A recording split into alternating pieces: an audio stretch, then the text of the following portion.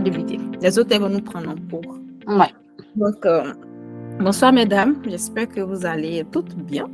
Donc, aujourd'hui, on est encore pour notre rendez-vous hebdomadaire de l'Afterwork au féminin. Le thème d'aujourd'hui, c'est la gestion de la rentrée scolaire, la gestion de la rentrée, comment aider les enfants à réussir l'année scolaire. Donc, nous allons essayer d'aborder le thème sous des angles différents, avec les différents parents d'élèves qui sont déjà là. Les autres vont nous prendre en cours. Soit ce sera sur le plan des études, les devoirs, soit ça sera sur le plan de tout ce qui est planification, routine concernant les repas, étant donné que chacun a des enfants de différents âges, de différentes classes. Donc, en fonction de votre routine, ce que vous faites, les tips et astuces que vous appliquez pour réussir, au moins en fait pour être épanoui, parce que c'est pas évident pour éviter le stress. On va essayer d'aborder et faire une étude comparative un peu de tout ça. Chacune va donner ses astuces, ses conseils pour mieux gérer la rentrée scolaire. Donc, je donne la parole à Mariam Fofana, qui était la première à se connecter. Donc, Mariam, si tu as des choses à dire, au fur et à mesure, celles qui veulent prendre la parole, n'hésitez pas. On est entre nous. Mettez-vous à l'aise, prenez la parole, posez des questions, faites comme chez vous. Et puis après, bon, ça sera enregistré. Donc après, abonnez-vous sur la chaîne YouTube. Et puis voilà. Si vous avez aussi des thèmes à proposer, mettez en commentaire. On essaiera de voir dans quelle mesure faire les thèmes les prochains jeudis. Merci. Merci à toi. Moi, par rapport aux devoirs, d'abord, moi, je fais l'effort, comme je suis à la maison, je fais vraiment l'effort de les suivre. Quand je dis de les suivre, faire les devoirs, je fais l'effort de faire les devoirs avec eux. Ils font et je corrige. Pour la plus petite, en CP, là, je la suis vraiment. C'est pas du tout évident parce que c'est maintenant, elle apprend à lire, elle apprend la base. Donc, du coup, c'est pas du tout évident avec elle. Sinon, à part ça, celui de ceux deux, ils s'en sortent pas mal. Et la grande, je la suis également, mais je la laisse faire les devoirs et après, je vérifie avec elle.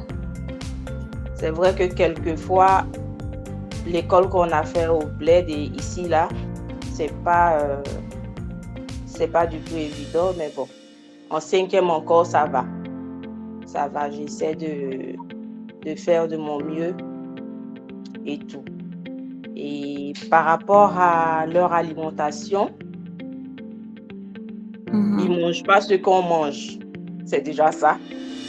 Depuis ils ont commencé l'école, il y a beaucoup de je ne mange pas ci, je ne mange pas ça. Donc nous, notre repas, c'est à part et eux également. C'est à part. Donc, c'est pas évident.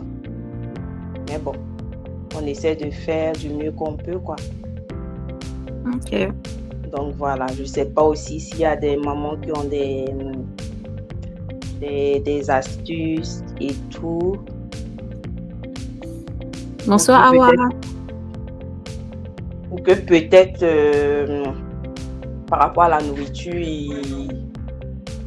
ils mangent un peu ce que nous, les parents, nous mangeons. Voilà. C'est un peu ça. Aïda, tu vas dormir. Ok. Bon. Aïcha. Ah, tu connais déjà le thème, Aïcha. Tu fais partie de l'équipe. Donc, Aïcha. Bonsoir à toutes. Bonsoir, Aïcha. Laisse les autres parler. Non, moi, je vais parler après. Les autres. Bonsoir, Awa.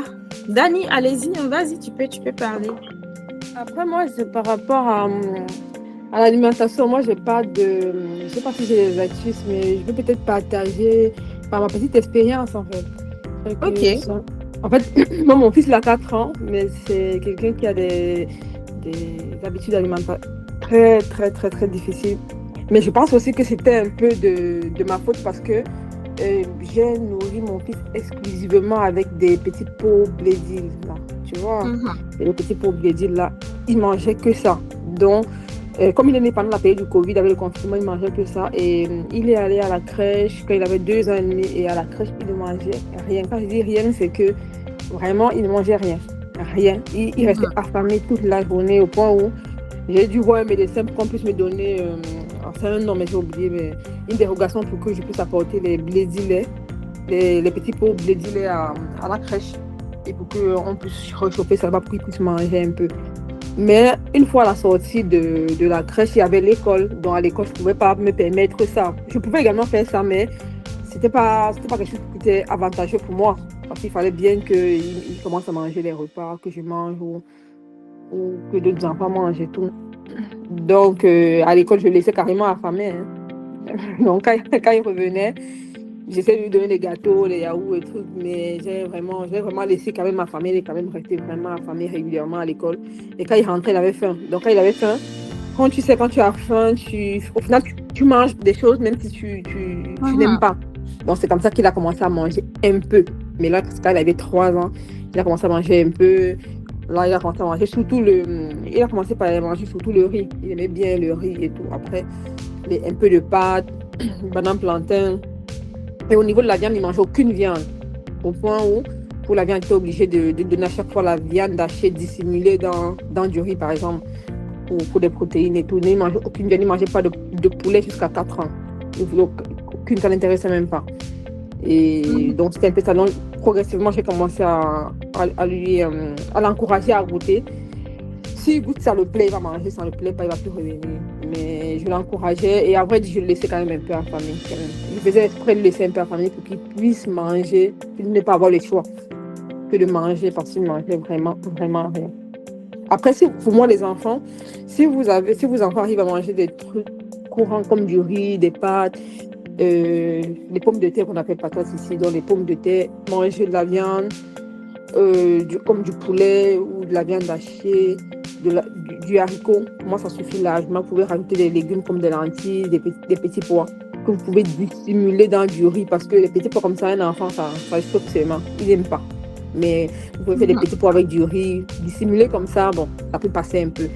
Mais pour moi, s'ils mangent déjà ce que j'ai cité là, franchement, vous tournez autour de ça et pour moi, ça devrait aller normalement, ça devrait aller.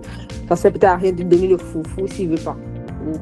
Ou peut-être des repas, enfin non repas du bled, sinon pas envie, sachant que déjà c'est assez épicé et les parties des enfants ici sont assez sensibles et tout, donc ils n'aiment pas forcément parce que c'est très épicé, il y a beaucoup d'épices et beaucoup de saveurs que peut-être ils n'aiment pas.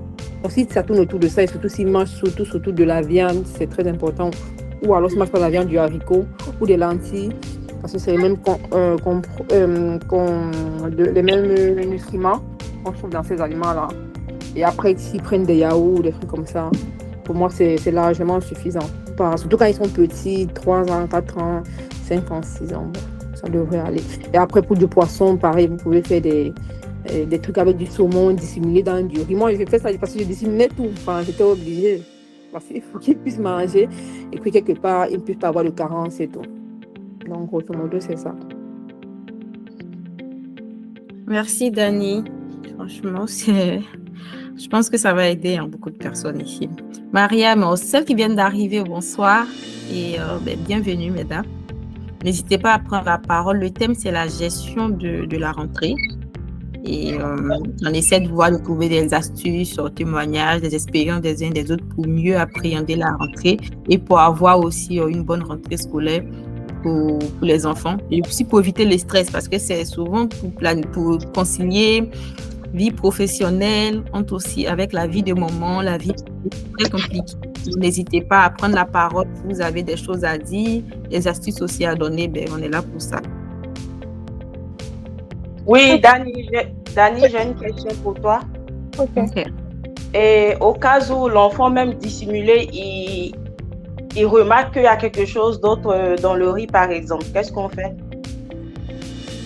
Bon, c'est vrai que ça arrive très souvent. Hein. Je sais pas si en écrasant la viande, quand même, ça le gêne. En mettant par exemple de la viande hachée dans du riz, ça le gêne. C'est un peu difficile, j'avoue. Je ne sais pas s'il y a quelque chose qu'il aime. Je ne sais pas s'il aime peut-être des pâtes, non. Je ne sais pas. S'il n'y a pas un repas qu'il aime. Si, Je sais pas. Sinon, par exemple, même ce soir, j'ai fait de la tiéké, j'ai mis du poisson dissimulé, Oui. mais il m'a trié le poisson. Ah oui, oui, je Quand vois. je dis trier, il a trié et il me dit, maman, tiens, je veux pas. Je dis, bah. Oui, oui, je sais. Donc Je là, sais. j'ai été obligée de lui donner autre chose. Oui, oui, oui, Parce oui, que oui. C'est vrai en souvent, plus. quand c'est dissimulé, là, ils savent même au goût. Quand ils mettent dans la bouche, ils voient qu'il y a quelque chose d'autre, ils ne mangent pas. Mhm. Si, Donc je là, comprends et je sais que c'est difficile. Mais souvent, et comme je disais, moi, de mon côté, j'essaie vraiment de mettre ça. Parce qu'il aime beaucoup le riz jusqu'aujourd'hui, il aime énormément du riz. Donc, j'essaie quand même de faire des trucs comme ça avec du riz. Donc, quand il va avoir du riz, il va quand même accepter de manger. Et je vais pas vous mentir, je le laissais quand même affamer. Quand je le laissais affamer, c'est qu'il avait faim. C'est simple, il avait faim. Donc, à un moment donné, c'était ma seule, je sais pas, solution, sinon il ne mangeait rien du tout. Sinon il ne mangeait rien. Ok. Aïcha, tu veux prendre la parole, vas-y. Oui, alors, je vous remercie, madame, d'avoir intervenu sur tout ce qui est repas à donner aux enfants. Comment aider nos enfants à réussir l'année scolaire? Au fait, pour moi, l'un des points essentiels, c'est d'installer nos routines. Quand je parle d'installer la routine, c'est quoi? C'est d'établir des horaires réguliers pour les repas, les devoirs, le sommeil également. Je m'explique. Moi, avec mes enfants, c'est quoi? J'en ai deux. Un en 4e et l'autre en maternelle.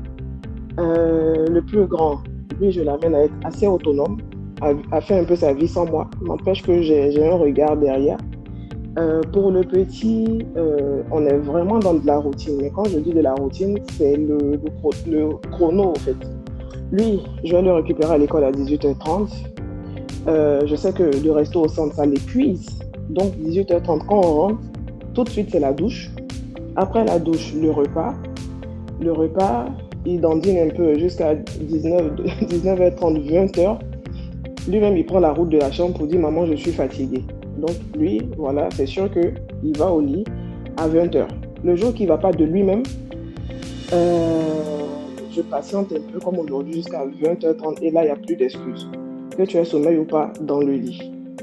Et là, quand il est couché, le sommeil, ça vient tout naturellement parce qu'il est fatigué. Ça, c'est pour la routine sommeil.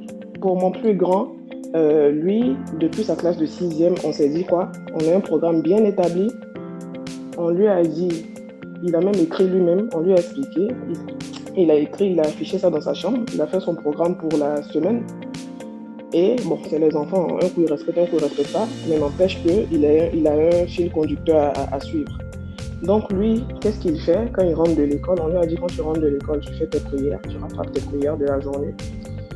Quand tu finis de rattraper tes prières de la journée, soit tu prends ta douche ou bien tu fais tes devoirs, ensuite la douche et après le repas. Mais ça marche plutôt bien. Et après, encore une fois, chaque enfant a sa manière de fonctionner. Là, depuis cette année, je constate qu'il est de la nuit. Par exemple, il va vouloir rester révisé jusqu'à minuit. Mais ça n'empêche pas de se réveiller à l'heure d'aller à l'école. Aussi, c'est de créer un environnement propice à l'étude des enfants. Environnement propice, ça veut dire quoi? Moi, chez moi, du lundi au vendredi, 0 télé. Même le journal, j'allume pas la télé parce que, en gros, les enfants ils vont se dire, mais maman, tu nous interdis la télé alors que toi-même tu regardes. Donc, c'est vraiment la télé, elle est vraiment éteinte. Il ne reste plus qu'à la débrancher du lundi au vendredi. Donc, tout le monde sait que c'est ça. De sorte à ce qu'on ait un environnement vraiment propice à l'étude. Zéro calme. Celui qui doit faire ses devoirs, il s'assoit. Le grand, il s'amuse. Le petit, il s'amuse comme il peut. Après, voilà. Autre point essentiel pour moi, c'est de participer vraiment à l'éducation des enfants. Je ne parle pas d'éducation côté comportement, je parle plutôt d'éducation côté apprentissage scolaire. C'est-à-dire de suivre les progrès scolaires des enfants en communiquant régulièrement, par exemple, avec leurs enseignants. Moi, à l'école maternelle de mon fils, j'ai une application via laquelle on peut contacter la maîtresse. Donc, par exemple, cette semaine, je lui ai fait un message sur l'application pour savoir comment est-ce que ça se passe. Dans d'autres écoles, ça sera des cahiers de liaison. Parce que, encore une fois, je fais ça parce que la maîtresse, je ne la vois pas. l'enfant de le déposer de 7h30 à 18h30, alors que la maîtresse est en classe à 8h20. Oui, c'est sûr que tu rates beaucoup de choses. Donc, oui, je me fais cette violence-là d'écrire assez régulièrement à la maîtresse pour savoir comment est-ce que ça va avec l'enfant. Pareil pour le grand aussi, de faire des mails au professeur, comme ce que Cathy disait la dernière fois, de faire des mails au professeur pour leur montrer que toi, tu suis ton enfant et que tu t'intéresses à ce qu'il fait à l'école. Autre chose importante aussi, au-delà de nos différentes occupations, il faudrait moi en tout cas, je me fais cette violence-là de ne pas manquer la réunion de rentrée parents-professeurs en début d'année. Ça, c'est à ne pas rater, peu importe ce qui se passe. Donc, de partir à l'école voir les professeurs, pour que le professeur puisse mettre un visage sur le parent d'un tel, ça montre encore un intérêt du parent vis-à-vis de son enfant. Je vais laisser quelqu'un d'autre parler ou bien je ne sais pas, c'est comme vous voulez. Bon, on laisse les autres parler. Est-ce qu'il y a une autre personne qui veut rebondir sur ce qu'elle a dit, Dani? Je rappelle que le thème c'est la gestion de la rentrée. Donc, du coup, on va parler de tout ce qui est planification, routine et voilà. Moi, est-ce que je peux parler? Je vais pas rebondir sur ce qu'elle m'a dit parce que moi, mon fils est plus petit. Vas-y. Il a juste 13 mois. Il a commencé la garderie il y a un mois. Mais je vais parler du côté un peu repas et comment je m'organise en journée. C'est vrai que je suis encore à la maison, je n'ai pas repris de travail. Mais pour les repas, il a commencé à manger assez tôt, 6 mois, donc il prenait toujours le lait. Et comme je savais qu'ici à la garderie, on avait donné des trucs que je ne fais pas à la maison, peut-être comme le tofu, les brocolis, les choux-fleurs, comme ça. Donc moi, ce que j'ai fait, parce qu'il aime beaucoup les pancakes, c'est que j'écrasais peut-être les brocolis ou les betteraves, je mettais dans les pancakes. Donc il aimait bien les couleurs, les pancakes rouges, les pancakes de couleur jaune ou verte. Et c'est comme ça qu'il a commencé à manger les légumes. Et à la garderie, il s'en sort pourtant. À la garderie, il mange vraiment tout, les tofu, les brocolis. Il n'a vraiment pas de problème de manger les légumes ou quoi que ce soit à la garderie. Et là, j'ai arrêté de préparer ses repas à part parce qu'il mange, quand il mange à la garderie, parce qu'il va du matin, il rentre à 17h. Donc, il mange ce qu'on fait à la maison. On ne mange pas de piment, on ne mange pas de cubes. Donc, pour lui, ça passe. Et pour la routine du petit-déj, pour moi, pour ne pas courir le matin, je fais tout ce qu'il aime, genre, comme je dis, les pancakes, je fais les muffins, et puis je conseille ce qu'il va prendre de la semaine, je mets au réfrigérateur, et puis peut-être pour la semaine d'après, je mets au congélo, et puis je ressors seulement le matin, et puis je réchauffe. Et peut-être comme celle qui a dit que son fils qui trie, peut-être dans les laticles, qui trie peut-être de poisson. Moi, je fais des galettes souvent de poisson ou de poulet à mon fils, qu'il aime bien. Je peux faire ça avec comment on appelle ça en français? Les crumbs, là. Pour faire un peu croustillant, là, oui. Breadcrumbs, oui, j'utilise ça. Et puis, je fais des galettes et il mange ça comme ça. Tout ce qu'il n'aime pas, et il aime bien ça comme ça. Et ouais, c'est ça que je voulais ajouter. Ok, merci Elsa. Dani, je rappelle encore le thème, la gestion de la rentrée, comment aider les enfants à réussir l'année scolaire. Donc, je pense que... Dani, vas-y. Oui, en fait, je vais juste rebondir sur différents points que Aïcha a mentionnés tout à l'heure. Par rapport aux écrans, c'est vraiment une bonne chose. C'est vraiment une bonne chose pour moi parce que moi, j'ai subi ça durant toute mon enfance. C'est-à-dire, moi, avec mes parents, surtout avec mon père, je regardais la télé de CP jusqu'en terminale. Jusqu'en terminale, je dis bien, je regarde la télé une fois par semaine.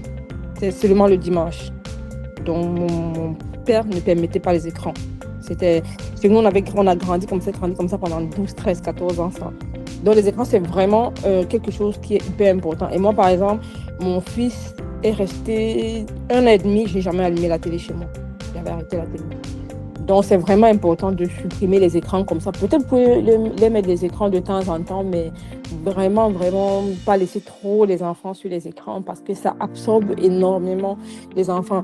En fait, moi, j'avais arrêté principalement l'écran pour mon fils parce que quand je l'initie à la propriété, il pouvait rester devant la télé au point où quand il a envie de faire pipi, il ne va pas aller faire pipi. Il va tellement être concentré sur la télé au point où il va faire pipi sur lui. Donc, c'est pourquoi, pour plusieurs raisons comme ça, à un moment donné, pour qu'il puisse manger, il fallait allumer la télé. Donc, les écrans, c'est super important. Il faut soit mettre très peu d'écran ou ne pas en mettre du tout. Moi, je peux par exemple laisser mon téléphone à mon fils 5 minutes, après il sait qu'il doit me remettre. C'est comme ça. Et par rapport à ce qu'Aïcha a mentionné pour les applications, Aïcha, c'est toute mon année, je suppose, pour les plus petits. Oui, c'est ça, toute mon année, oui. Oui, ça c'est bien. Moi, je regarde tout le temps parce que vraiment, il y a beaucoup d'infos. Par contre, je ne passe jamais à la réunion des parents. Il faudrait que j'y aille quand même. Parce que voilà, je manque du temps. Et pour l'organisation, moi, je suis quelqu'un de... Enfin, j'essaie de m'organiser comme je peux. Je suis un peu habituée aux enfants, c'est-à-dire, j'ai toujours les enfants autour de moi, mes petits frères et tout. Mon fils, donc je suis habituée à gérer très souvent minimum 3 enfants. Ça ne me dérange pas plus que ça parce que je m'organise énormément. Je suis quelqu'un d'extrêmement matinal et je pense que pour une maman, peu importe, il est préférable d'être extrêmement matinal. Moi, si aujourd'hui j'ai la possibilité de négocier un contrat, je commence à 7h, je finis à 15h, ça va beaucoup m'arranger parce que être matinal, ça permet aussi aux enfants de se coucher tôt et d'être en forme le lendemain matin. Moi, par exemple, mon fils, il ne dort pas tant que moi, je ne dors pas parce que je l'ai habitué à dormir avec moi et tout, voilà, côte à côte et tout.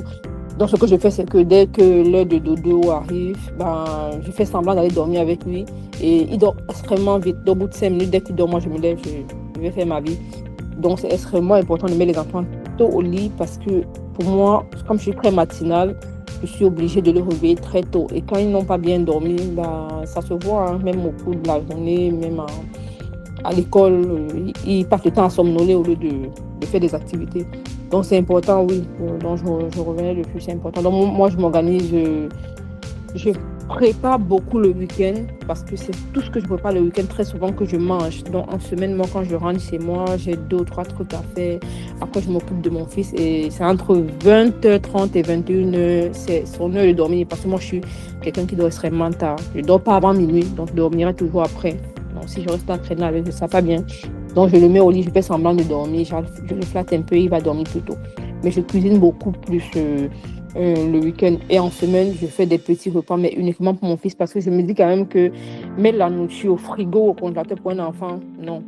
Par exemple, non. Une fois que ça fait plus de 2 jours, j'ai peur des intoxications. C'est vrai que le frigo peut très bien fonctionner, mais je préfère faire les repas de mon fils tous les jours, de petites quantités tous les jours, que de les congeler. En fait. Mais pour moi, je congèle, n'est pas de souci. Donc, c'est un peu comme ça que je m'organise. Je vais laisser la parole à quelqu'un d'autre. Merci, Dani. C'est comme une des grandes personnes aussi, hein, pour rebondir sur ce que tu viens de dire. C'est très important le sommeil parce que même nous, quand tu ne dors pas bien, le matin, quand tu arrives au boulot, tu es fatigué et ça se ressent quand tu as une réunion ou sachant qu'on a des journées vraiment très chargées ou quand tu es en mission, tu es très épuisé, tu es fatigué, tu ne peux rien faire même chez le client. Ça se voit en fait. Oui, mais sans te couper, je suis d'accord que franchement, le sommeil, c'est bien pour tout le monde. Mais tu sais, chacun a son métabolisme, ce qui fait qu'il y a des gros et des petits dormeurs. Donc, moi, je suis vraiment une petite dormeuse. C'est-à-dire, 4 heures de sommeil à 5 heures de sommeil me suffisent largement. C'est-à-dire, si moi, je peux au lit à 21h, c'est bon. À 3 heures, je deviens comme un zombie dans la maison. Voilà. Parce que je suis une petite dormeuse. Je connais mon corps, je suis une petite dormeuse. Je ne dors pas plus de 5 heures. C'est largement suffisant pour moi. Maintenant, si je dors 2 heures de temps ou 3 heures, oui, je serais fatiguée. Mais si je dors 5 heures de temps ou 4 heures, moi, ça ne va rien changer à ma journée. Ok, bon. Alors, Katia, Katia, j'ai vu qu'elle avait levé sa main. Katia, est-ce que tu veux dire quelque chose? Bonsoir et bonne arrivée. Bonsoir. Je rebondis sur le thème. Le thème, c'est la gestion de la rentrée. Comment aider les enfants à réussir l'année scolaire? Non, je voulais juste apporter ma modeste contribution par rapport à ce que j'ai vécu, par exemple, cette semaine avec mes enfants. Merci. Dans le cadre de la gestion de la rentrée scolaire, pour les amener à s'améliorer, en fait. J'ai une petite histoire que j'ai vécue avec mon fils aîné cette semaine et je pense que ça va aider d'autres parents qui se trouvent dans les mêmes situations. En fait, il était en stage dans une entreprise et au bout d'une semaine, son stage a été interrompu, il a été renvoyé. peux dire comme ça, pour des raisons de manque de qualification, qui n'est pas apte au métier. Et j'ai vu comment ça allait ébranler. Ça allait tellement ébranler au point où si je n'appliquais pas la technique de la maman, en même temps de comment je vais dire ça, je le blâme et je le rapproche vers moi, c'est que peut-être il pouvait dire qu'il ne va plus à l'école parce qu'il a m'accusé la malchance, il a dit comment ces tournements ne vont pas bien et il ne sait pas ce qu'il arrive. Il a fallu que j'applique le côté un peu dur en l'amenant à comprendre que parce que tu n'es pas compétent, tu n'as pas de le meilleur de toi, mais que je crée aussi de la motivation en lui en cherchant rapidement un stage de substitution pour lui. Et ça lui a redonné le sourire. Donc, et je l'ai fait.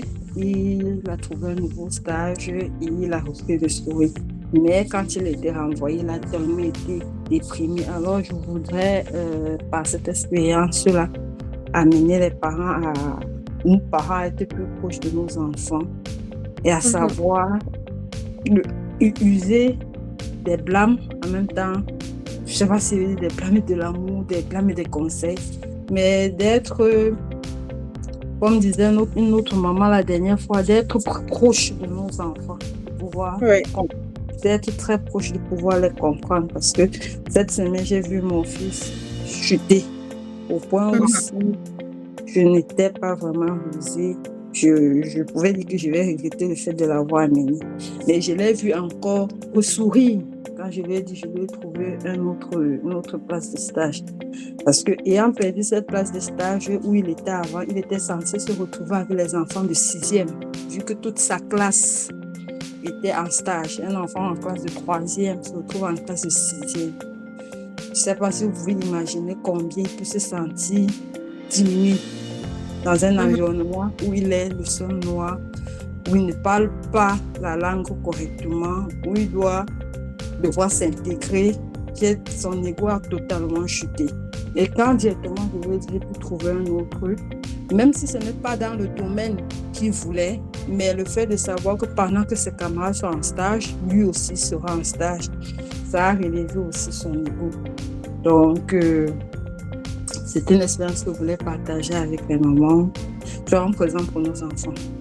C'est ce que je vais dire pour sortir. Soyons présents pour nos enfants. Merci. Si je peux me... Vas-y. Si je peux me permettre, Cathy, j'allais en venir dans la suite de mon blabla. Sur les échecs scolaires, en fait. On n'est pas encore à la fin de l'année, mais je traduis par échec scolaire, par exemple, le cas de, ce que tu viens de dire par rapport au renvoi de ton fils du stage, ou encore de mauvaises notes que les enfants sont amenés à avoir à l'école. Je pense que, comme tout parent, la première réaction, ça va être le blâme, mais il faudrait se ressaisir tout de suite pour ne pas que ça s'empire, au fait. Donc, après avoir blâmé, rapprocher l'enfant de soi et lui dire que... Et lui montrer le bon côté de l'échec, au fait. Parce que l'échec n'est pas que négatif.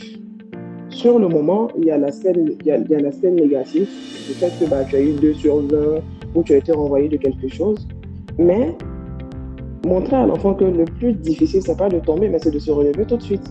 Et de lui montrer que les erreurs, c'est pas si fatal que ça dans la mesure où c'est d'excellents moyens d'apprendre, en fait. Voilà.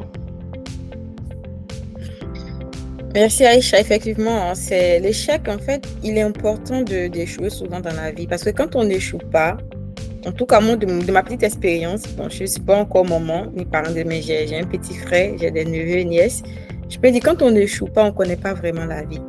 Et je prends l'exemple des Américains là-bas, eux-mêmes, ils aiment des personnes qui ont beaucoup échoué parce qu'à travers l'échec, on apprend. À chaque échec, on apprend, on se relève de l'échec. Mais imagine une personne qui n'a jamais échoué de toute sa vie. Cette personne, demain, quand elle a un petit problème, elle ne peut pas se relever. Donc, je pense qu'il est encore jeune. Et puis, ce n'est qu'un stage. Il va avoir d'autres opportunités, des stages. Ce n'est pas grave. Tu peux le rapprocher, comme tu as dit, c'est vraiment la bonne occasion de le rapprocher auprès de toi, lui parler pour dire, c'est vrai, tu as échoué. Ensemble, on va essayer de voir où ça n'a pas marché, qu'est-ce qu'on peut faire pour évoluer prochainement. Tu vas avoir, tu auras un autre stage. c'est normal d'échouer en fait. Faut lui faire comprendre que c'est normal d'échouer, mais ce qui n'est pas normal, c'est de rester dans la même position à chaque fois. Mais c'est normal d'échouer. On échoue tous, hein. Même au travail, souvent il y a des trucs qu'on n'arrive pas à faire dans la vie de tous les jours. Mais il faut pas rester dans la même position à chaque fois.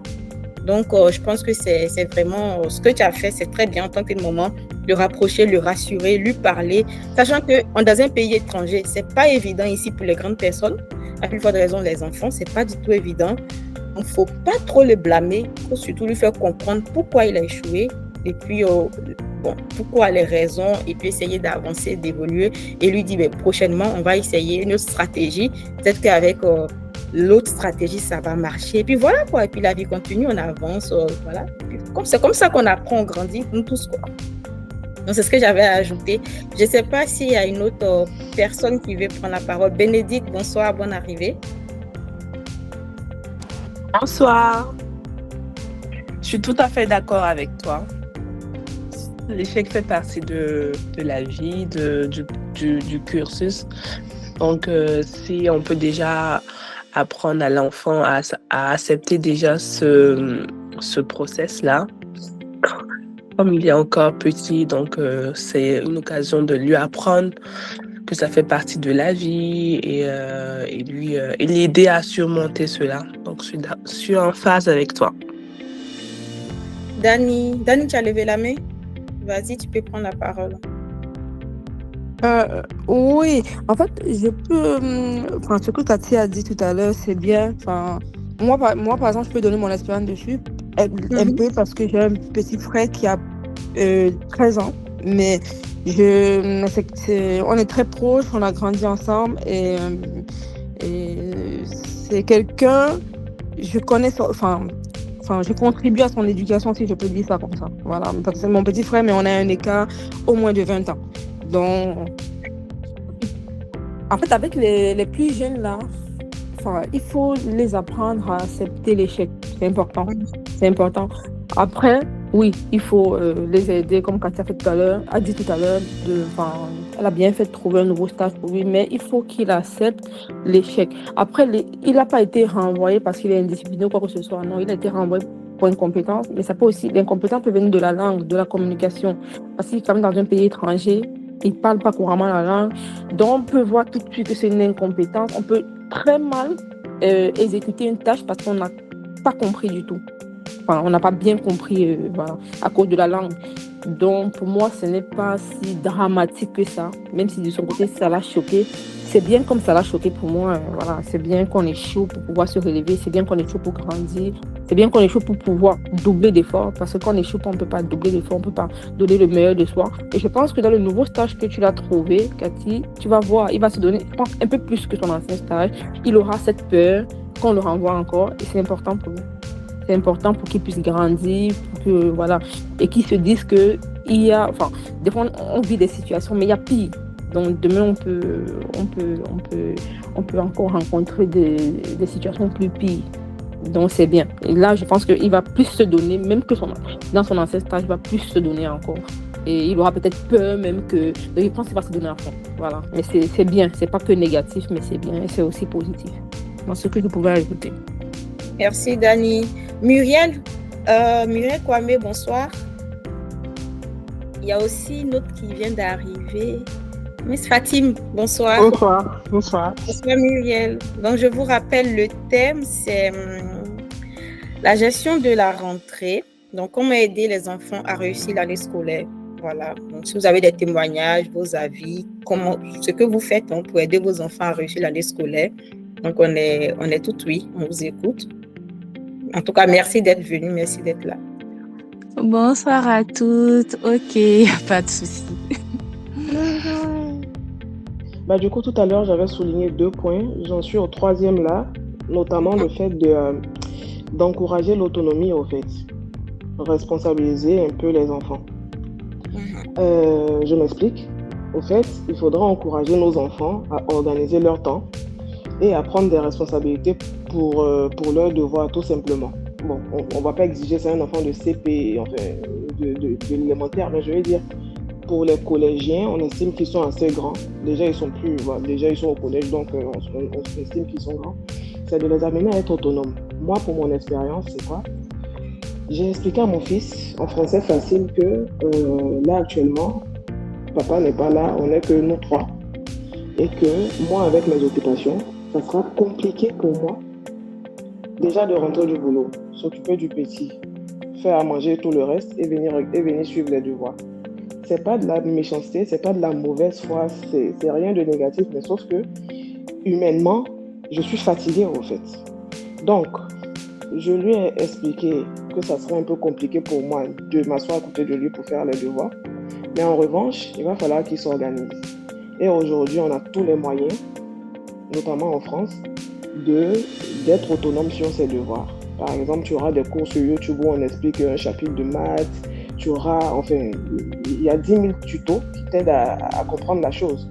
Maintenant, s'il arrive que, en faisant tous ces efforts-là, il a des problèmes de compréhension, il nous envoie, si je suis au travail, un WhatsApp à papa aussi, et puis on voit comment est-ce qu'on peut se rapprocher pour l'aider au fait sur ça.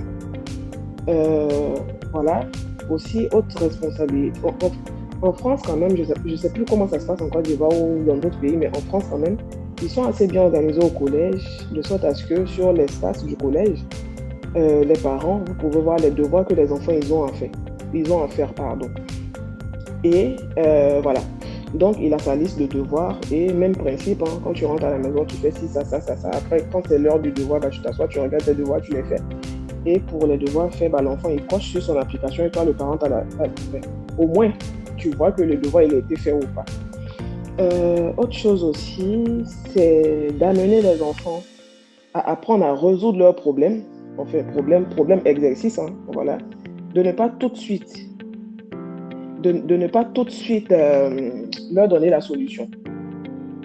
De les laisser galérer, si je peux me permettre le terme, de les laisser vraiment réfléchir, les apprendre à faire face à certaines situations difficiles de la vie, c'est là que ça commence.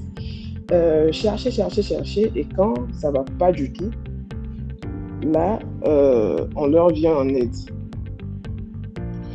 Donc, c'était ça mon 3e point. Et sur le 4e point également, c'est de vraiment motiver les enfants et valoriser également les efforts qu'ils font. Parce que pour la plupart du temps, on est prompt à dire félicitations, tu as eu 10 sur 10, félicitations, tu as eu 8 sur...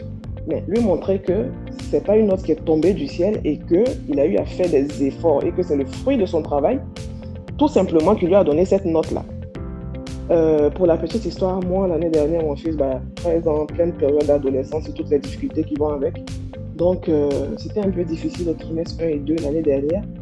Et on avait vraiment monté la pression sur lui. Il arrivait des fois où je me disais, mais mon Dieu, comment est-ce qu'on lui met la pression? Mais c'était pour la bonne cause. Et au final, en 3e trimestre, tous les professeurs qui lui avaient mis de mauvais commentaires en trimestre 1 et 2, tout le monde, c'est ça aussi que j'aime chez les Blancs. Quand c'est mauvais, ils savent dire. Et quand c'est bien, ils savent féliciter, mais surtout. Donc, sur son bulletin de 3e trimestre, c'était que des félicitations, que des bravo par-ci, tu t'es rattrapé, t'as bien fait, t'as machin. Et ça lui a donné un certain zèle, une certaine confiance en soi. Et à chaque fois qu'il venait, il dit, maman, j'ai eu telle note. Je lui dis, tu vois, de bien travailler, tu es le premier à être heureux pour ça, au fait. Tu es le premier à être heureux. Et moi, parent, moi, j'ai fini le lycée, je sais plus ça fait combien d'années, je travaille, je suis pas misérable, Dieu merci. Donc, leur apprendre le goût du travail, là, dès maintenant. Et ça passe vraiment par les motiver et reconnaître les efforts qu'ils font et surtout de valoriser. Nous, souvent aussi être, comment on va dire ça, au fait faire de l'échange. Pas tout le temps, mais quelquefois. Par exemple, l'enfant, il me dit, maman, je veux une trottinette électronique. Ok, il n'y a pas de souci. En fin d'année, tu as tes 17 de moyenne, tu as ta trottinette, on ne discute même pas dessus. Tu vois? Donc, essaye parfois de mettre la barre au-dessus certaines choses. Et puis, pour certains enfants, ça va marcher. En tout cas, chacun connaît son enfant, chacun sait sur quel bouton appuyer pour que l'enfant il se bouge. Mais moi, pour ma part, ça marche. Voilà. Tu veux ça, ok, il n'y a pas de souci. Mais en fin d'année, si tu as telle chose, voilà, tu auras telle chose. Enfin, une sorte de récompense aussi derrière.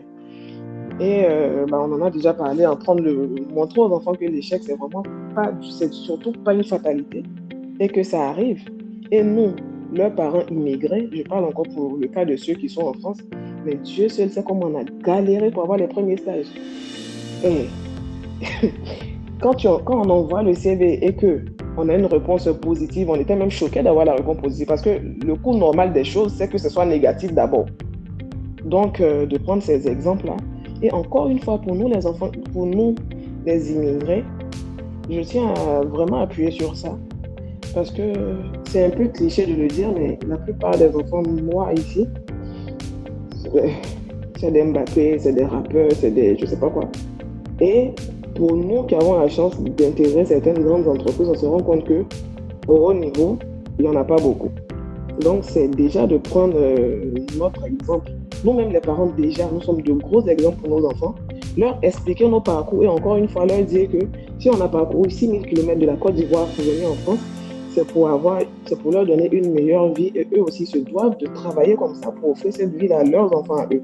Donc voilà, à chaque fois, à chaque fois faire le lien entre leurs études, la situation de leurs parents aujourd'hui et ce dans quoi ils peuvent se projeter demain. Et puis, à chaque fois aussi, vraiment leur donner le goût du travail. Je m'arrête là. Merci Aïcha. En tout cas, merci. Hein. Tu as tout dit. Bon, en tout cas, tu as donné plus d'informations. Je pense qu'on a appris beaucoup. Celle qui vient d'arriver, Myriel. C'est ça? Non, oui, c'est Myriel Kwame. Je n'ai pas bien vu son nom. Myriel, bonsoir. Oui, bonsoir. Vous allez bien? Ça va, merci. Et vous? Oui, je vais bien. Alors, du coup, qu'est-ce que tu peux dire pour le thème d'aujourd'hui? Le thème, c'est, je pense que tu as vu, le thème, c'est gestion de la rentrée. Comment aider les enfants à réussir l'année scolaire? Je ne sais pas si tu as des enfants. Si oui, comment tu fais? Comment tu les motives? Comment tu les aides vraiment à réussir l'année scolaire? Moi, oui, j'ai 2 enfants, mais ils sont encore en bas âge. Mon aîné est en moyenne section, donc au niveau des devoirs, je suis assez tranquille pour le moment, donc ça va. J'essaie de le motiver, lui donner l'envie de travailler. Mais en fait, j'avais envie de revenir sur un point que disait Aïcha, là, dans ce qu'elle a montré comme point. En fait, moi, pour avoir été un peu des deux côtés, moi, j'ai grandi en France, donc je suis née en Côte d'Ivoire, mais je suis arrivée très, très jeune, en fait, en France. Et j'ai vu ceux qui sont arrivés un peu plus adultes en France. Et je trouve qu'en fait, la difficulté, moi, de ce que je vois, c'est que les Africains qui sont en France ou en Europe, bon, je ne sais pas pour les autres pays, mais en tout cas pour la France, je trouve qu'ils ne se projettent pas assez en France, en fait. Ils sont en France, mais ils ont toujours des projets de la Côte d'Ivoire, ils ont toujours des projets de l'Afrique.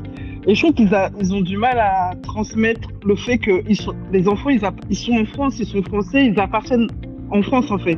Avant de faire des projets sur l'Afrique ou sur autre chose, de déjà les impliquer dans le process ici, de s'impliquer. Il y en a beaucoup, avec des amis, on discutait de ça dernièrement. Il y en a beaucoup qui sont, par exemple, pas propriétaires en France. Bon, peut-être pas parce qu'ils ont les moyens ou pas, mais c'est que les moyens, ils sont pas propriétaires en France, ils investissent tout de suite en Afrique. Alors c'est difficile pour ceux qui grandissent ici d'avoir un lien avec la France et après d'avoir un lien avec l'Afrique, parce que quand on retourne là-bas, il y a quand même une différence en fait. C'est pas la même culture, c'est pas la même façon de voir, et je trouve qu'il y a un décalage entre les deux.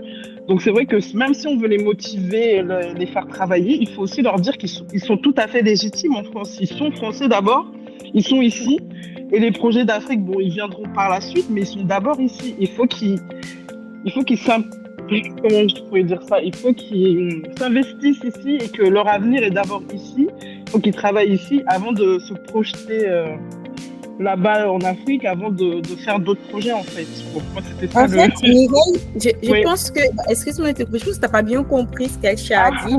Là, c'est pas bon, en fait. Le sujet, en fait, c'est quoi? Peut-être que ça serait un autre sujet qu'on va aborder. Hein, parce que ok, ça marche. Oui, d'accord. Mais le sujet, c'est la gestion de la rentrée. Donc, on parle de rentrée scolaire. C'est à comment aider les enfants à réussir l'année scolaire. Donc, je pense que Aïcha, en fait, dans sa dissertation, dans ses propos, elle a voulu parler, en fait, elle a parlé de la motivation. Donc, oui, mais justement, je pense que cette motivation, elle vient aussi, il faut que l'enfant se sente imprégné ici, en fait. Je ne sais pas comment, je ne sais pas peut-être que tu as le mal avec nous. j'arrive peut-être mal à l'exprimer. Bon, je suis partie peut-être sur d'autres exemples. Et ça, si Par d'autres exemple, exemples, oui, d'être propriétaire et tout ça, c'est un peu plus loin. oui, Mais donc je ce n'est pas trop en fait le sujet du jour. Oui, Parce que c'est le ça. sujet, c'est Surtout vraiment- que moi, en tout cas, la motivation, il faut leur faire ressentir qu'ils sont avant tout, ils sont d'ici en fait. Ils sont D'accord. tout à fait légitimes dans leur process, ils sont tout à fait légitimes dans leur envie d'avancer, de progresser dans leur vie, et ils sont aussi légitimes justement, Aïcha disait de nous les parents qui sont arrivés, qui travaillons, qui ont quitté loin, donc il faut qu'ils se sentent fiers de ça et qu'ils puissent rebondir sur ça pour se sentir motivés en fait. Ok, merci Mireille. Fama Niagne, bonsoir. Il y a Fama, c'est Nias, non? Je ne sais pas si je prononce bien son nom. Bonsoir, oui, c'est Nias. Bonsoir, désolée. C'est sénégalais. Bienvenue et Merci. n'hésitez pas à prendre la parole. Le thème, c'est la gestion de la rentrée. Donc, comment aider les enfants à réussir l'année scolaire. Donc, tips, astuces, témoignages, si vous avez des choses à dire, voilà. Alors moi, j'ai une question. Hein. Je suis inquiète depuis la rentrée, car en fait j'ai des jumeaux et l'un, il n'arrive pas du tout à se concentrer en classe. Donc j'ai été convoquée plusieurs fois, même demain. Hein. Donc il n'était pas du tout comme ça à la maternelle. Donc là, il ne peut pas se concentrer. Il n'arrive pas à bien écrire. Pourtant, il est très, très intelligent. Donc, je m'inquiète. Là, j'ai trouvé un psychologue, mais je cours de partout. Donc, les conseils sont les bienvenus. Tout, je suis prenante. Voilà. Mais moi, je me permets de parler. Après, je laisse la parole aux autres. En fait, j'ai une question. Est-ce que déjà, l'enfant, au niveau de la maison, comment ça se passe? Parce qu'avant de parler de la concentration, ça dépend. Est-ce qu'il y a les écrans? Est-ce qu'il est trop distrait? Comment ça se passe à la maison avec l'enfant? Alors, il est distrait. J'ai arrêté les écrans. Ils utilisaient les écrans, hein, mais pas tout le temps. Mais là, j'ai tout coupé. Donc, je ne sais pas si c'est une bonne chose ou pas. C'est une bonne chose. Voilà, donc j'ai tout coupé, mais il n'arrive pas du tout à se canaliser et de rester sur place. C'est impossible. Hein.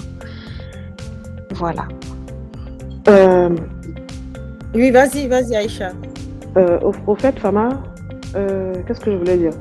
Les jumeaux, là, ils sont en CP, c'est ça, hein? Oui, ils sont en CP. Alors, je pense que là, on est en début d'année. Certes, on peut constater un manque de concentration, mais pour moi, tout de suite, c'est pas forcément alarmant. Ça doit être des signaux qui doivent te permettre avant-gardiste, au fait, pour t'amener à prendre certaines résolutions avant qu'il ne soit trop tard. Est-ce que, par exemple, pendant les vacances, tu as apprêté les enfants psychologiquement au fait que la maternelle, c'est terminé? Oui. Il n'y aura plus de jeux en classe comme il avait en classe de maternelle et que là, maintenant, il y a le sérieux qui commence, au fait. Oui, je les ai bien préparés. Hein. Parce que pourquoi je dis ça? Mon fils, il est en grande section et la dernière fois, il me dit, maman, je voulais rester en moyenne section parce qu'il y a plus de jeux là-bas. Il dit, écoute, ça se passe pas comme ça. Les jeux, on va te les retirer de plus en plus et au CP, il n'y aura plus de jeux. Donc, autre chose aussi pour les aider à la concentration, moi, j'allais te proposer d'introduire des jeux éducatifs. Parce que s'ils ont un problème de concentration, ça veut dire que généralement, les enfants qui ont des problèmes de concentration, c'est des enfants qui utilisent beaucoup d'écrans. Tu vois? Et les écrans, franchement, ça les déprogramme, en fait, parce qu'ils vivent dans leur monde de super-héros. Et c'est un peu compliqué de les ramener aux études. Donc, je pense que l'une des choses que tu peux faire, et je l'ai fait moi, mon fils, il n'a pas regardé des dessins animés tout de suite. Par exemple, la Patte Patrouille, c'était la série de Patte Patrouille en livre et d'autres dessins animés. Donc, c'est comme ça qu'il a connu les personnages dans les livres avant de les voir à la télévision, tu vois. D'accord. Donc, c'est souvent de détecter qu'est-ce qu'ils aiment en tant que dessin animé, d'acheter ces séries de livres-là, comme ça. Vu que c'est quelque chose qu'il aime, forcément, il sera concentré au moment où, vu qu'il ne sait pas lire également, il sera concentré au moment où toi, tu lui fais la lecture. Et je pense que la concentration pourra venir tout doucement comme ça. Ou bien, effectivement, acheter des jeux vraiment éducatifs. Et puis surtout, le sommeil également. Parce que pour les tout petits, là, nous, les mamans, faisons l'effort que les enfants, ils dorment minimum 10 heures de sommeil dans la nuit. Franchement, faisons cet effort-là. On aime nos enfants, mais s'il y a quelque chose sur lequel moi j'ai zéro sentiment, c'est quand il est l'heure d'aller au lit. Tu vois, tu vas te coucher, tu causes seul avec tes personnages dans ta tête, tu fais comme tu veux, mais tu es couché. Tu vois. Donc, oui, il faut que les enfants ils se reposent bien. Il faut aussi que tu trouves du temps pour eux. C'est compliqué, hein. De leur faire des lectures, par exemple, ça aide à un peu concentrer, un peu les concentrer et puis vraiment couper les écrans, en fait. Voilà, c'est ma petite idée. Après, je ne suis pas spécialiste non plus, mais bon. Je pense qu'il faut aussi être à l'écoute parce que c'est très important. Comme elle a dit, les histoires les soirs, le sommeil, moins d'écran, la lecture, et il faut être à l'écoute. Hein. C'est très, très à l'écoute de l'enfant. De l'enfant, des enfants. Il faut observer les enfants, il faut voir un peu dans la journée, avoir une routine, qu'est-ce qu'ils font le soir, tout et tout. Ça te permet de comprendre comment ton enfant fonctionne, sachant que ça change. Il oublie, je pose des questions, il dit j'ai oublié, j'ai oublié maman. Donc il oublie tout. Par exemple, je lui dis écris ça. Aujourd'hui, on fait une séance d'exercice. On écrit A. Demain, je reviens, je lui dis écris A. Il a oublié. Il a oublié. Je suis au bout du rouleau. Quand je te dis je suis au bout du rouleau. Il faut vraiment être très patient. C'est ce que je voulais dire. Vraiment, c'est pas alarmant, il faut être patient. Ah oui? Il n'est pas question de salamer là maintenant, l'enfant encore petit, l'école a commencé. Vraiment, quand j'écoutais même parler du psychologue, moi je trouve que c'est un peu tôt. J'ai déjà pris, j'ai pris. C'est un peu tôt. Ah non, mais c'est la maîtresse. Avec les enfants, il ne faut pas courir. Moi, je dis ça, j'ai un grand garçon de 16 ans. C'est vrai que je n'ai pas vécu longtemps avec eux, mais l'expérience que j'ai avec mes enfants depuis ces derniers temps, la technique, c'est d'être patient. Anticiper, s'agiter, ce n'est pas la solution. Prends le temps, observe, coupe les écrans, qu'ils dorment bien et sois beaucoup à l'écoute. Et laisse les choses se faire. Il n'y a pas question maintenant de vraiment... On fait un drame. Si tu commences maintenant, je ne sais pas si tu vas arriver là, mais... En tout cas, je suis au bout du rouleau. Hein. La maîtresse qui ne me lâche pas. À chaque jour, quand je te dis chaque jour, elle me dit Fama, est-ce qu'on peut se voir? Donc demain, je dois la voir. En fait, je ne sais pas. Sans te couper, Fama, oui, c'est ça. Oui. Fama. Oui. En fait, je vais rebondir sur certaines choses que Aïcha a dit et je vais revenir à la fin sur Fama. Oui. En fait, moi, je dis ça parce que moi, j'ai mon petit frère, comme j'ai dit tout à l'heure, qui a 16 ans et j'ai vraiment grandi avec lui. Quand j'ai grandi avec lui, ça veut dire que j'ai participe vraiment à son éducation. Et mon petit frère de la maternelle, parce que quand je suis arrivée en France, il avait exactement 3 ans, donc de la petite session jusqu'à CE1, mais je ne sais pas s'il y avait quelqu'un qui était moins concentré que lui à l'école. Parce que c'était la catastrophe. Il n'était pas concentré, mais du tout. Mais quand je dis du tout, c'est que pendant que le maître explique un cours précis, mais lui, il fait autre chose. Autre chose. Voilà, c'est ça. Les psychologues, on a convoqué, parce que nous, on n'a pas cherché le psychologue non plus, mais on a convoqué plusieurs fois. Je parlerai dans ce cas, c'est ma mère qui est partie parce que c'est elle le parent, mais on a convoqué plusieurs fois ma mère, pour dire qu'il n'est pas concentré du tout. Quand je dis du tout. Deuxième chose, l'écriture. Il écrit extrêmement mal et moi qui te parle, j'écris extrêmement mal. Quand je dis extrêmement mal, si j'écris une phrase, pour les gens qui connaissent mon niveau d'études, ils vont penser que c'est un enfant de 3 ans qui écrit. Je parle de... Voilà. Du coup, ce qui fait que j'ai arrêté d'écrire avec de prendre le stylo uniquement quand je signe, quand je fais une signature. Et heureusement pour moi, parce que je suis informaticienne, donc je n'utilise vraiment pas le stylo, le bic. Et j'ai même honte d'écrire. Quand je dis j'ai honte, c'est que vraiment, quand tu me demandes d'écrire manuscrit, je vais tout de suite voir ma soeur. Donc mon petit frère, il écrit extrêmement mal et moi, pareil, extrêmement mal. Donc c'est très mal vu en France. Il écrit extrêmement mal.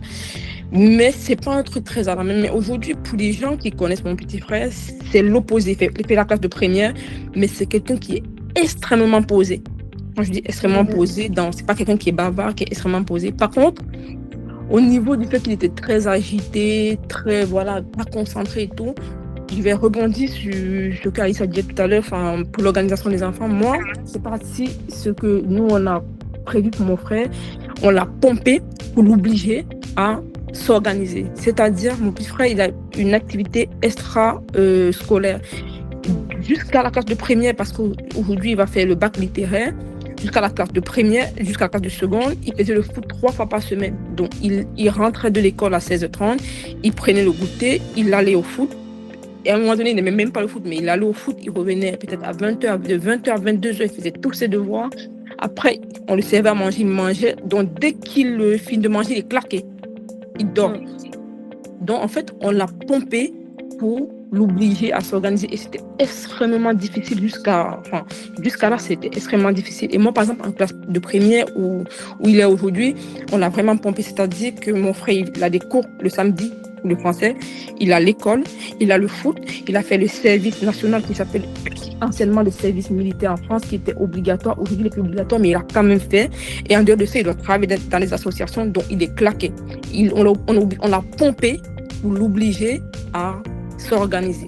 Donc, à un moment donné, il me disait, mais vous voulez me tuer? Mais en fait, l'enfant, il n'y a pas que l'école. Oui, c'est vrai, l'école, supprimer les écrans. Là, c'est peut-être pour rebondir sur Aïcha. L'école, supprimer les écrans, se reposer, c'est bien, mais il y a des activités extrascolaires qui aident énormément l'enfant et qui donnent un certain équilibre, en fait. D'accord. Ça aide vraiment les enfants. Maintenant, pour revenir à Fama, pour moi, c'est pas... Ton enfant, il est que en CP. C'est pas quelque chose d'alarmant. Mais moi, pour mon expérience que j'ai, je te conseillerais vivement de couper les écrans. Je pense que je l'ai dit avant que tu n'arrives. Moi, mon fils, il a fait 1 an et demi, il n'a jamais vu la télé. La chance. Je n'ai jamais allumé la télé. Donc, je ne savais même plus que ma télé fonctionnait. Donc, je n'ai jamais allumé la télé. Pas de tablette, pas de truc. Mais en tout cas, quand il était avec moi, je ne mettais pas de télé du tout. Et ça aide énormément. Après, il y a les livres. Ça aide énormément d'initier son enfant à la lecture. Moi, personnellement, j'aime pas la lecture. Je suis vraiment quelqu'un qui préfère regarder et pratiquer derrière. J'aime pas lire. Même mes cours, j'aimais pas lire. J'aimais plus regarder des vidéos sur YouTube. Dès que je comprends, je vais faire. Mais c'est très important d'initier l'enfant à la lecture. C'était un peu difficile pour moi. Pour mon fils, là, je parle de mon fils qui n'aimait pas au début, mais après, je l'ai amené tous les soirs. Il faut comprendre qu'un enfant de 3 ans ne peut pas rester concentré plus de 20 minutes. Maintenant, un enfant de 6 ans, il ne faut pas non plus s'attendre qu'il reste concentré plus de 40 minutes. Donc, s'il est même concentré 20 minutes ou 15 minutes, ça suffit. Donc, le livre, il faut vraiment l'initier à ce qu'il aime la lecture. Et pour un début, même s'il n'aime pas, tu pars sur des images, comme Aïcha a dit, tu pars sur des images, des personnages de dessins animés qu'il aime, des super-héros, des trucs comme ça, tu pars sur des images.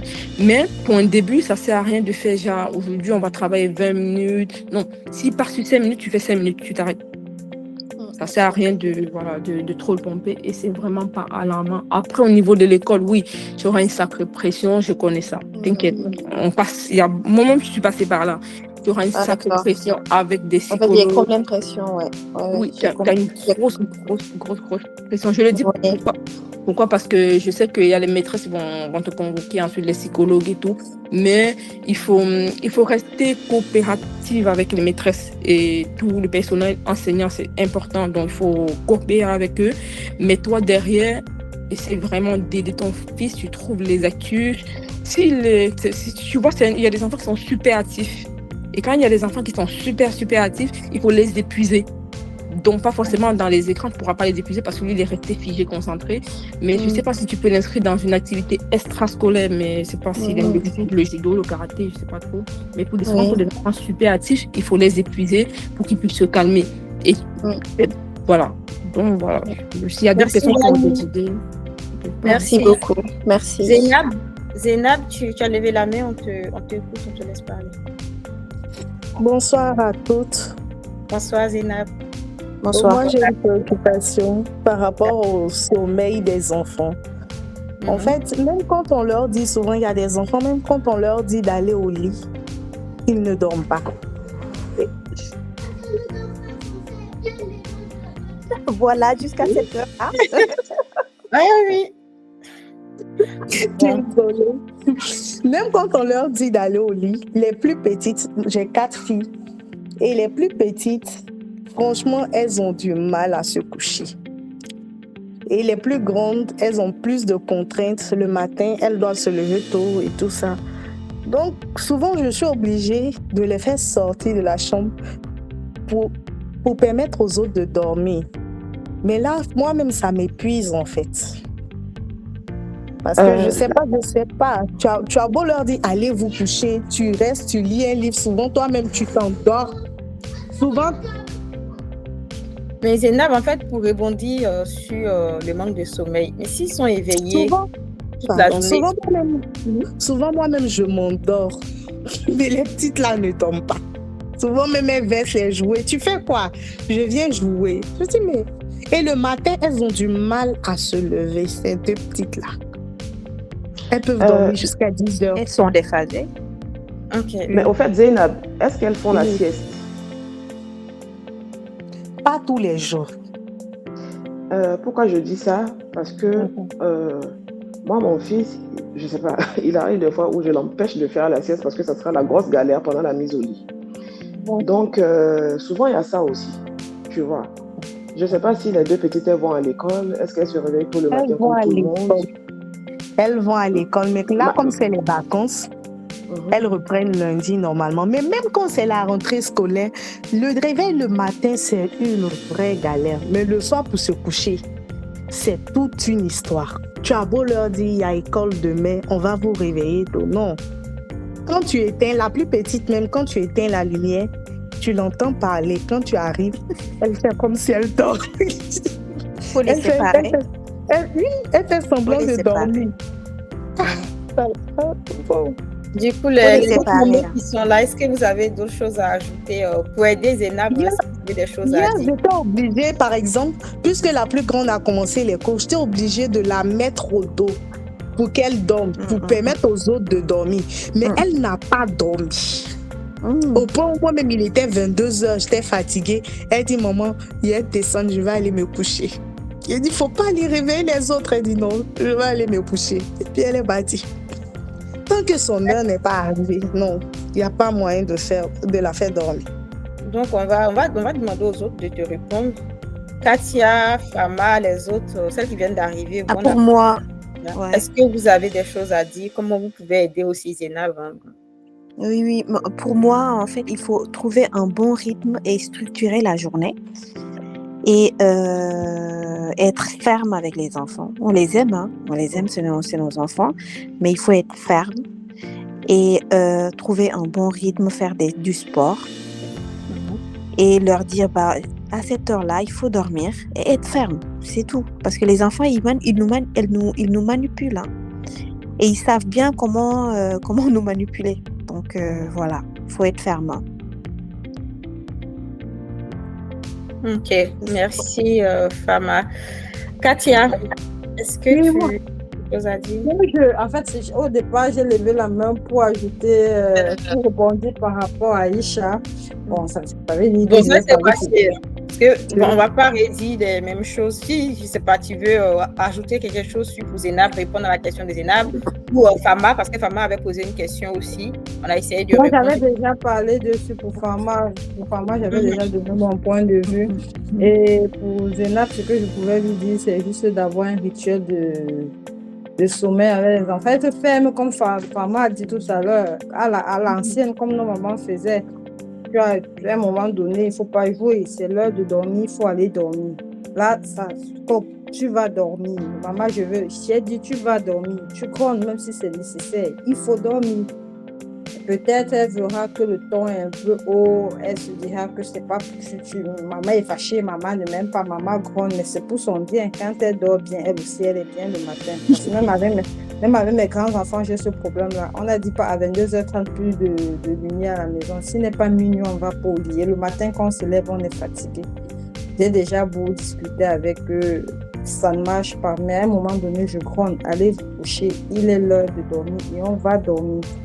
Donc, ça, c'est pour moi, sur ce côté-là. Et maintenant aussi, il y a le point où Aïcha disait qu'il faudrait qu'on motive nos enfants. Je voulais dire que c'est tellement important de motiver nos enfants, surtout pour nous qui sommes ici en Europe. Il est important que nos enfants figurent parmi les premiers, qui ne se laissent pas influencer, qui ne se laissent pas diminuer. Parce qu'on a l'habitude de se dire l'Africain se résume à les métiers, en fait, je ne peux pas dénigrer. Au parce que petit moi-même, boulot, je suis enfin. les petits boulots. Moi-même, je suis infirmière. On a l'habitude de se dire que c'est notre standard là-bas. Travailler à Primark, serveuse, McDo. Non, il faut pousser l'enfant à oser. Et quand l'enfant ose, se donne les moyens, les encadreurs même la suivent. Je prends l'exemple de ma fille. Contrairement à son frère, elle est une bosseuse. Tellement bosseuse qu'elle arrive, on a dit sur 2 ans, elle doit être notée. Parce que le temps de s'adapter à la langue. Elle a dit à son professeur, je vais être notée. Je vais apprendre, je vais être évaluée. Et donc, le professeur s'opposait. J'ai appelé le professeur, j'ai dit, elle va être évaluée. Donnez-lui les moyens de se démarquer. Elle a composé et elle sera évaluée. Et je sais la fille que j'ai, elle aura des bonnes notes. Une fois en causant avec une amie à moi, elle m'a dit, on parlait de tout et de rien, elle m'a dit, quels sont les métiers d'avenir de tes enfants? Je dis, ma fille veut être médecin. Elle me dit, ouf, qu'elle ne rêve même pas. En tant qu'Africain, c'est impossible. Ma fille a dit, pourquoi je ne dois pas rêver? Et je te dis, tu ne peux même pas rêver, tu ne peux même pas être médecin ici. Et depuis ce jour-là, ma fille m'a dit, si cette dame-là ne meurt pas, parce que c'est une maman blanche un peu âgée, si elle ne meurt pas, je l'inviterai à venir à mon diplôme.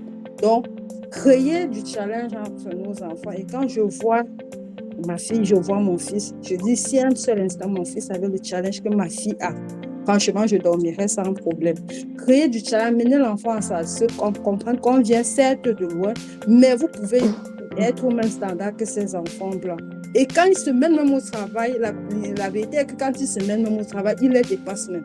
Parce qu'elle est même dans sa classe comme ça, elle est étrangère, mais elle parle l'anglais mieux que ses camarades. Donc, amener toujours nos enfants à rêver plus haut. Ouais. Éviter les petits boulots. J'ai horreur de ça, le football, le service dans les McDo, c'est caissier à Primark. Non, vous pouvez, je suis infirmière, mais toi, tu peux être docteur. Ma mère est infirmière aujourd'hui, mais je peux être titulaire, par exemple, d'une maison de retraite. Pourquoi pas? Il faut oser créer de la motivation. Moi aussi, vous aussi, vous pouvez oser, parce que, on ne finit jamais d'apprendre. Moi, je dis, ici, on a l'opportunité. Je vais continuer à l'école. Je suis infirmière, mais je suis en train de me former. Je suis à niveau, j'ai fini, ça fait 3 ans, j'ai fait une formation de spécialisation. Je suis encadreur professionnel. Je suis encore en train de me spécialiser dans les blessures. Je suis toujours en train de fréquenter. Non, c'est pas que... Non, je pense qu'il faut vraiment... Je pense que les enfants, c'est quand ils voient en fait les parents aller loin, il n'y a pas de raison. Et comme tu as bien dit, tu as bien résumé, il faut motiver l'enfant. Il faut motiver l'enfant. Il faut continuer à motiver l'enfant.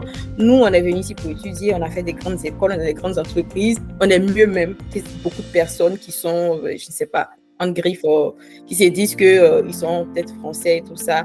Mais pour dire, c'est parce que on ne va pas trop parler, mais on est venu ici, on a fait des grandes écoles, on a fait des hautes études, on est dans des grandes entreprises, ça se passe très bien. Et voilà, on a un certain niveau. Donc, pourquoi pas nos enfants? Moi, je dis, on peut tout faire. Donc, il faut vraiment éviter tout ce qui est « non, je ne peux pas ». Non, comme tu as dit, il faut motiver les enfants, il faut aller loin. Les échecs, c'est important dans la vie. C'est normal d'échouer. Nous tous, on échoue. Il faut aussi emmener les enfants. Il faut les pousser, il faut les encourager parce que la vie n'est pas facile. Il faut les faire comprendre que la vie n'est pas facile. Mais s'il y a telle personne, à travers des exemples, s'il y a telle personne qui a réussi, toi aussi tu peux réussir. S'il y a telle personne qui a pu arriver, ça ne sera pas facile parce qu'il faut être honnête, ce n'est pas facile. Mais s'il y a telle personne qui a pu arriver à ce niveau-là, toi aussi tu peux y arriver. Nous tous, on peut y arriver. Il faut juste avoir le courage, il faut juste être persévérant. Et puis, on est là, on vous pousse en tant que parents. Bon, je ne suis pas encore parent, mais bon, les parents poussent en encourageant avec le peu qu'on a. Alors, on va arrêter bientôt à 20. Donc, je ne sais pas s'il y a d'autres choses à ajouter. Fama, tu voulais parler, ou bien Dani ou Myriel, si vous voulez ajouter des choses. Et puis, on va arrêter. Oui, mais je vais juste ajouter un truc vite fait par rapport à ce que Cathy a dit. Moi, je suis d'accord avec ce que vous dites, je ne suis pas contre, mais moi, j'ai une autre vision par rapport à ça. C'est dans le sens où, moi, il est important pour moi, je suis maman d'enfant, j'ai des petits frères, d'écouter l'enfant. C'est-à-dire, c'est bien beau. Moi, je ne peux pas encourager un enfant peut-être d'être soignant ou alors qu'il peut aller plus loin, mais d'écouter exactement ce que l'enfant veut faire. C'est important. Aujourd'hui, on peut avoir un enfant, on veut bien qu'il soit pilote, médecin, tout ce qu'on veut, parce que c'est une bonne chose, j'encourage même ça. Mais alors que notre enfant, il veut être pâtissier, par exemple, parce qu'il peut exceller là-bas. Et ce que les Blancs, ils ont compris, c'est pourquoi vous voyez quand le parcours scolaire ici, il est général, mais arrivé à un niveau comme le lycée et tout, ça fait comme un entonnoir, c'est assez tamisé et chacun trouve sa voie. C'est ça qui est important. C'est pas que ton enfant, il est peut-être pâtissier ou infirmier ou soudeur ou plombier, mais s'il excelle dedans, crois-moi, il a le salaire plus comme médecin. C'est ce que je veux que les parents, il faut que les parents restent à l'écoute, même s'ils donnent des conseils, ils encouragent l'enfant. C'est que si mon enfant veut être pâtissier, il a décidé d'être ça, ok, je vais t'encourager dans ça, tu vas exceller dans ça et tu vas peut-être même gagner plus qu'un médecin. C'est cette vision que j'ai des choses après. Ouais, je suis d'accord. Il faut être brillant dans ton domaine d'activité, hein, quel que soit, même si tu es soudeur, il faut bien faire. Même si tu veux être, je sais pas quoi, il faut bien faire, faut être brillant, il faut exceller dans ton domaine d'activité. Est-ce qu'il y a, je ne sais pas s'il y a une qui veut dire quelque chose, puisqu'on va arrêter bientôt. Mireille, moi, comme d'habitude. Mireille, on va laisser celle qui vient d'arriver, la seule qui veut parler d'abord. Non, c'était juste pour revenir sur ce que Zainab disait. Et, oui, c'est, comme les autres ont dit, c'est important d'établir une routine pour le sommeil. Parce que ça, c'est vrai que sinon c'est difficile, et surtout éviter que quand elles sont en vacances ou l'autre, de décaler totalement l'heure du sommeil, parce qu'après elles ont du mal à revenir sur un horaire normal entre guillemets. C'est vraiment important de respecter l'heure en fait. Il faut la coucher à la même heure à chaque fois, et comme ça va finir par venir. Mon fils aussi, il avait du mal à s'endormir, mais il faut à 21h coucher, et tous les jours, même si c'est le samedi, même si c'est le dimanche, la coucher à la même heure, et ça va finir par venir, et elles vont réussir à trouver leur rythme en fait. Ok, parfait. Fama, est-ce que tu veux dire quelque chose avant qu'on passe à la conclusion? Est-ce qu'on t'a répondu déjà? Est-ce que tu as eu ta réponse? Oui, je vais essayer de faire ça, et je vais vous faire un retour. Mais je vais essayer de faire ça, et juste pour vous dire en fait que faut pas faire un transfert, c'est-à-dire je veux que mon enfant soit comme moi ou comme une autre personne. Non, chaque personne a sa propre manière de faire, de ne pas faire un transfert, c'est tout. Voilà. Ok, merci Fama. Est-ce que s'il n'y a plus personne, Aïcha, je te laisse parler, après je vais conclure. Alors oui, pour revenir à Fama qui a dit de ne pas faire un transfert, oui, c'est vrai que nous les parents, beaucoup de fois on est dans ça, mais au-delà même du transfert, au fait, tel que le système il est configuré en France, en tout cas moi je le vois ça comme ça, dans les collèges, comment on va dire, c'est un peu les gens qui ont de mauvaises notes qui se retrouvent du coup de l'autre côté en lycée professionnel. Moi c'est comme ça que je vois la chose. Une chose est que l'enfant il veuille être plombier depuis sa 6e, il est conscient de cela, et qu'il a que des 20 sur 20, il n'y a pas de souci, il continue dans sa voie. Là, tu sais que c'est vraiment quelque chose qu'il a envie de faire. Mais que, par contrainte, il se retrouve là-bas, c'est pas sûr que ça soit forcément, sa volonté d'y être fait. Enfin, il a été question de l'orienter quelque part, et on l'a mis là-bas de par les moyens qu'il a eu. Contrairement à quelqu'un qui a eu 20 sur 20 et puis qui veut aller en école professionnelle pour être plombier. Je ne sais pas si je me fais comprendre sur ça. Et puis, une chose aussi qui est super importante, c'est de vraiment discuter avec les enfants. Moi, mon fils, il m'a dit quoi? La dernière fois, il m'a dit que lui, dans son collège, on ne fait que leur parler du lycée professionnel. Jamais aucun prof ne parle du lycée. L'autre, c'est quoi? Général. Tu vois? De les formater dans une case. Genre, moi, tel que je comprends, vous n'êtes pas obligé de faire beaucoup d'efforts, tout comme vous avez votre place quelque part. Alors que non, moi, je n'ai pas cette vision-là. Je ne veux pas que mon fils soit forcément contrôleur interne comme moi, mais qu'il soit parmi les meilleurs, tout simplement. Voilà. Donc, pour revenir à notre thème, pour conclure de mon côté, c'est effectivement de partir sur une bonne alimentation, saine, équilibrée. Les activités extrascolaires, c'est important. Mais il faut savoir choisir les activités pour les enfants. Parce que Daniel, tu disais que ton frère, il va 3 fois au foot. Mais moi, en heure d'hiver, mon fils, il va au foot. Il se ramenait ici déjà. Il finissait le foot à 19h. quand il rentre, il est fatigué. Les devoirs, c'était un peu compliqué. Non, C'est- Aïcha, il faisait le foot 3 fois jusqu'en 3e. Donc, en seconde, première, on a réduit parce qu'il a d'autres activités qu'on a mis en place, plus les cours de Non, je sais, répétition. j'entends. Donc, Mais je parlais plutôt des horaires sur lesquels ces activités-là se font. Tu vois. Ah, mais Moi, il s'en sortait. Bah, il fallait pour lui. bon, Ça va. encore une fois, chaque enfant son truc. Moi, Oui. chez moi, ça ne marchait pas. Donc, j'ai dit stop. C'est pas ça qui est la priorité. Donc, voilà. Donc, finalement, sur les horaires dans la semaine, il partait pas. Et le week-end, il partait. Aussi simple que ça. Encore une fois, le sommeil. Même nous, adultes, quand on ne dort pas bien, c'est un peu compliqué le matin. On est foncé, on n'a pas des cerneaux, je sais pas quoi. Mais voilà, on a des têtes de zombie quand même. Donc vraiment, les moments des enfants là, pardonnons, je sais pas, au moins 10 heures de sommeil, il faut que les enfants ils dorment bien. Et vous verrez que de les coucher tôt, ils se réveillent tout seuls à 7 heures et tout va bien. Mais quand tu vas les réveiller, c'est la grosse galère. Limite, ils te mettent en retard. Parce qu'ils ne sont pas de bonne humeur, c'est vraiment la grosse galère. Et puis aussi, de vraiment les aider à gérer le stress et les émotions, en fait, tu vois. Il y a des enfants qui paniquent vite. De leur dire que c'est normal d'être stressé, mais par contre, il faut savoir gérer son stress. Donc, je ne suis pas grave sportive, mais de souvent faire des exercices de relaxation avec eux. Et puis surtout de leur apprendre, on voit ça beaucoup avec nos tuteurs blancs, que quand la personne est stressée, on va te dire respire un grand coup. Aussi simple que ça. Donc, d'apprendre aux enfants que pendant un devoir, si tu es trop stressé, tu as peur, tu as mangé, parce que il peut arriver, le stress ça détruit. Hein. Il peut arriver que tu aies bien bossé et qu'avec le stress, 1 plus 1, ça fait 5 chez toi. Donc, quand tu sens ces moments-là, c'est de vraiment respirer un grand coup, retrouver ses esprits avant de se lancer dans son devoir. Et encore une fois, chaque enfant est unique en son genre et en fonction de ce que chacune de nous observe chez nos enfants, on saura comment faire leur programme en fait, ou bien comment les aider à réussir leur année scolaire. Voilà, j'ai fini. Bon, merci Aïcha. Donc, s'il n'y a plus rien à dire, je vais conclure. Et en tout cas, merci. Merci à vous, mesdames. Merci d'être là. Et encore une fois, After Work au féminin, c'est votre plateforme. Donc, n'hésitez pas à partager, à vous inscrire, à vous abonner sur la page YouTube. Celles qui ont TikTok, c'est After Work au féminin. Le TikTok, le YouTube, c'est After Work au féminin. À vous abonner. Et si vous avez aussi des idées de thèmes, vous voulez qu'on aborde des thématiques, n'hésitez pas à envoyer un message à la personne qui vous a recommandé le thème et puis elle va nous faire remonter le thème, la thématique, ou bien même à mettre un message sur YouTube pour qu'on puisse voir le message.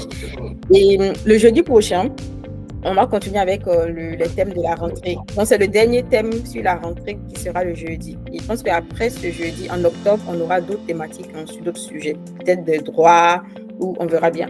Mais en octobre, c'est fini. Pour la rentrée, ça finit ce jeudi prochain. Donc, c'est le dernier thème sur la rentrée. Donc, n'hésitez pas. On va vous envoyer les liens le jeudi prochain. Ça sera sur une autre thématique de la rentrée avec les enfants. Donc, on aura encore l'opportunité d'échanger, de se donner des conseils. Je pense que ce jeudi prochain, il y aura une psychologue des enfants. Je suis en train d'échanger avec elle. Je pense qu'elle sera là le jeudi prochain. Donc, si vous avez des questions, vous allez poser des questions, mais vraiment directement à la dame. Elle va vous répondre. En tout cas, merci à vous. Si vous n'avez rien à ajouter, Fama, j'espère que tu as eu ta réponse. Et aussi, Katia, Dani. Merci beaucoup, merci à vous. Hein. Oui, merci beaucoup. Je vais essayer vos astuces et voir ce que ça va donner. C'est ça. Encore une fois, avec les enfants, il faut être patient, il faut être à l'écoute parce que c'est des enfants. Il faut aussi la lecture dès le bas âge, c'est très important. La lecture, le sommeil, il faut être très patient et tout doucement pouvoir un peu la voix de l'enfant. Chaque enfant est unique et puis chaque maman est aussi spéciale. Donc, il n'y a pas de mauvaise mère. Faites comme vous pouvez. Et je pense qu'avec la prière, avec la grâce de Dieu, tout va bien se passer. Voilà. Merci. Prenez soin de vous. Merci à vous. Allez, bonne nuit. Bye bye. Bonne nuit. Merci. Au revoir. Bonne nuit. Au revoir.